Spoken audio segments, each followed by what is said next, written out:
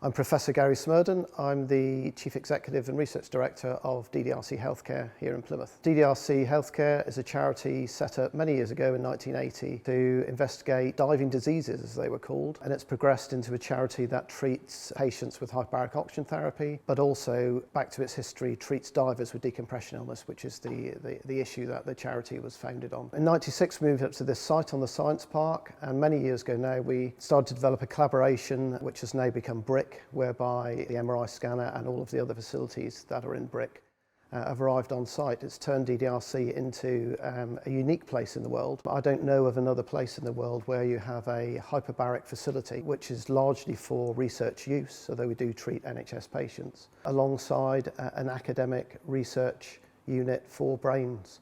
So there is nowhere else. Most of these hyperbaric units are based in hospital and heavily used in Europe and the rest of the world for medical treatments, not so much for research. My name is Daniel. I'm a PhD researcher at the University of Plymouth, so I am working with the Brain Research Imaging Centre and DDRC Healthcare, and my research is hyperbaric neuroscience. So I'm looking at the effect that an increased partial pressure of gas has on the brain. So I'm looking primarily at two areas.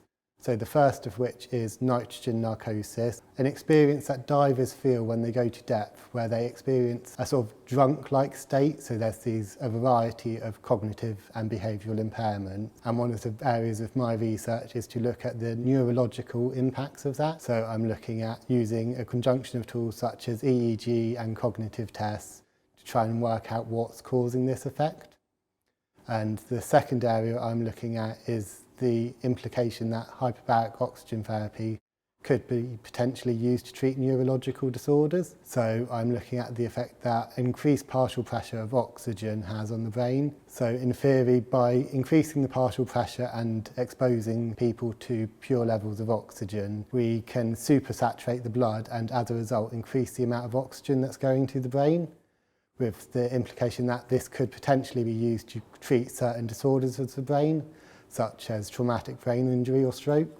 So what the plan for the research is to use the hyperbaric chambers here in conjunction with the facilities at BRIC, such as the MRI, EEG and TMS, to try and understand what effects this has on the brain.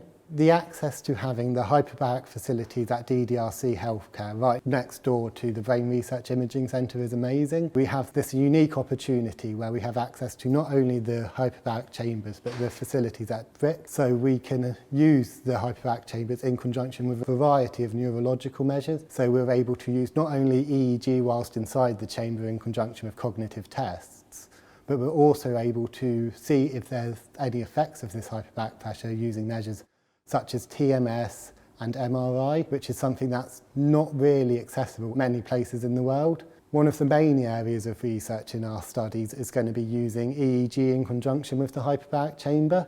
So this will allow us to get a continuous measure of the effects that hyperbaric pressure has on the brain, not only at pressure, but before and after in a continuous measure. So one of the studies we plan to use is using steady-state visually evoked potentials to see if these can be used as a diagnostic tool for nitrogen narcosis. So in theory, we can have someone come into the hyperbaric chamber, collect a baseline EEG recording, and then collect a continuous recording as we put the participant down to pressure, collect a recording of EEG data at this increased pressure, and then vice versa on the way down. This will allow us to get a continuous measure that's not possible with many other neuroimaging techniques. The collaboration with BRIC has developed over many years. It's been a long road to get us this far through funding and collaboration. Obviously the NHS have been involved with that, so BRIC is a true three-way collaboration.